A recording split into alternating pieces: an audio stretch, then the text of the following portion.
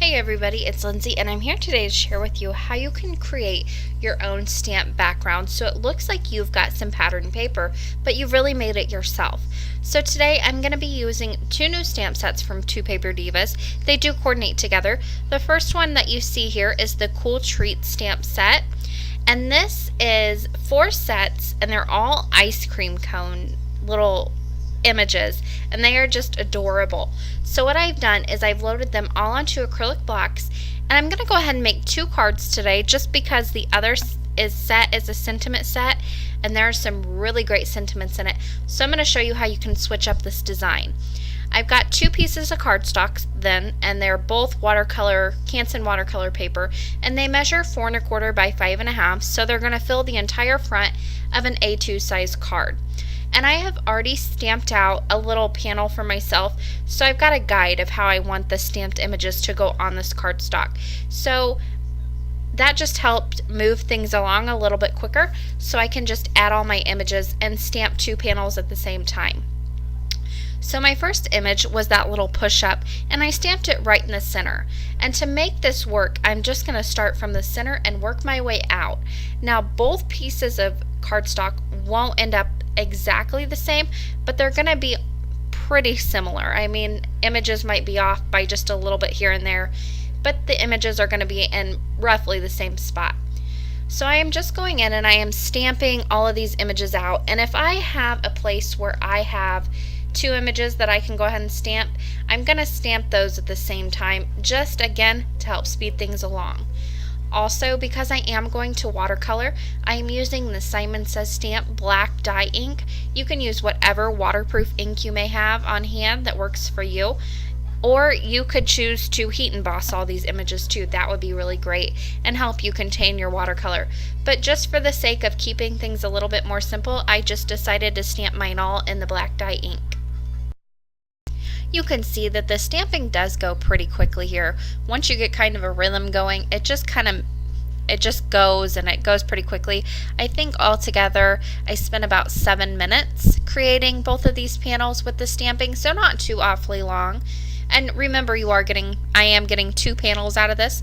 If you're only doing 1, you could probably get this done in about 3-4 minutes, so not a whole lot of time. I'm just going to finish up stamping these last few little images, and you want to make sure that some hang off the edge just so it looks a little bit more like pattern paper that you've cut down to size, because in true pattern paper you would have some images hanging over the edge. So once I have those done, there they both are ready to go. You can see not exactly identical, but pretty close. So I'm going to do just some watercoloring with Distress inks. I wanted to keep the coloring as quickly as I could do it because, again, 2 panels, I wanted this to go pretty quickly. So the fastest way for me to color is watercolor. Choose whatever method works the fastest for you. It may be Copic coloring. That would look awesome. This is the quickest for me. Now, one thing that I do want to say also saves a little bit of time. If you have a color that you're going to be using repeatedly on this card, use that same color all at once. As you can see, I started with some vintage photo and I mixed in just a bit of antique linen. But then I went on to the cone part of the ice cream cone, and I lightened it up with a little bit more water and a little bit more antique linen and brought that down and colored in all the ice cream cone bases. And then I lightened it up even further with more water and antique linen, and I did all of the little popsicle sticks. So again, this is just going to save me time in cleaning off my palette, cleaning off my brush. And whenever you're doing one image, whenever you have one color, do all your colors. As you can see, I took the purple and I did every single one of those little ice pops. So get all of my purple done at once. Then I'm moving on to some picked raspberry, and I'm going to color in the bottom part of that little fudge pop, I guess, if you want to call it that. And I'm just coloring those in pink. So I will do all of those all at once. And you can come back in and add shadows later. I didn't worry about that part. So again, you can spend however long or however little time on this as you want to. On these little push-up pops, I always remember them as orange as a little kid, so I went ahead and used some spice marmalade on all of these and kept it really nice and bright orange. And then I went with like a mint chocolate chip in my head. So I used evergreen bough for the ice cream part of the ice cream cone.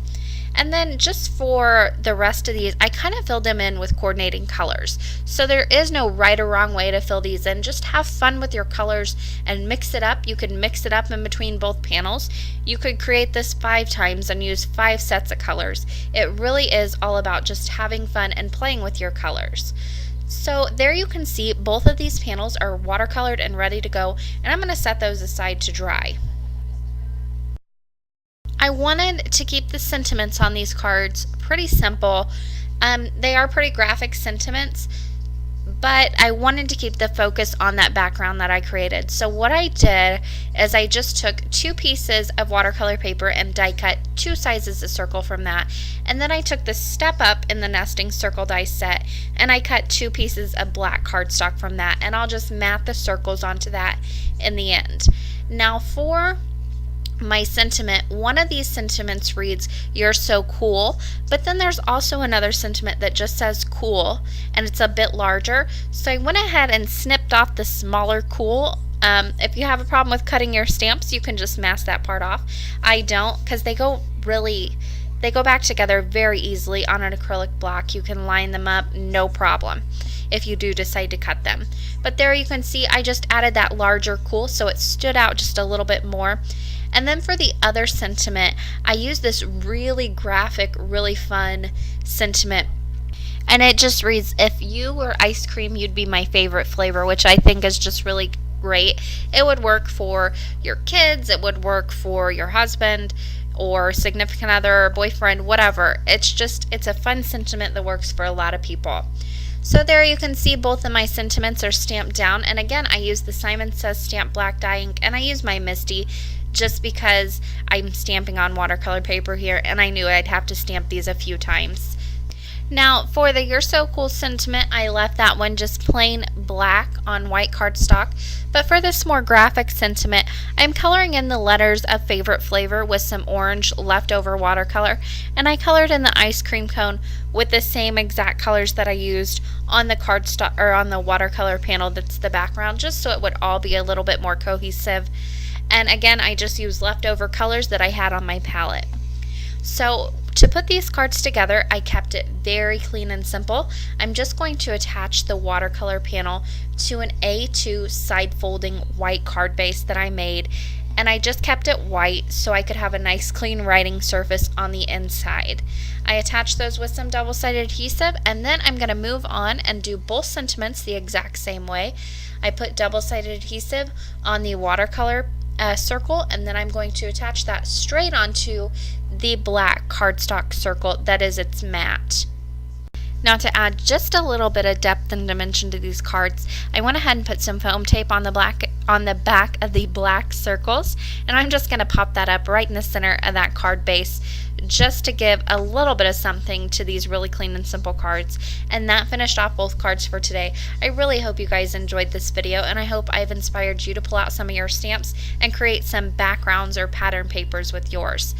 And as usual, I will leave you guys with these close-ups and just a few pictures.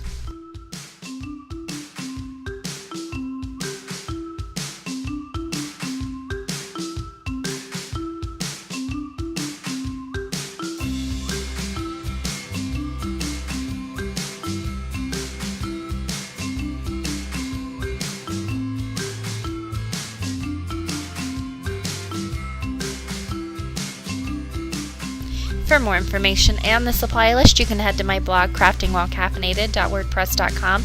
The link is in the description box below, as well as that I in the top right-hand corner. That will get you there too. Thank you guys so much for watching, and happy crafting.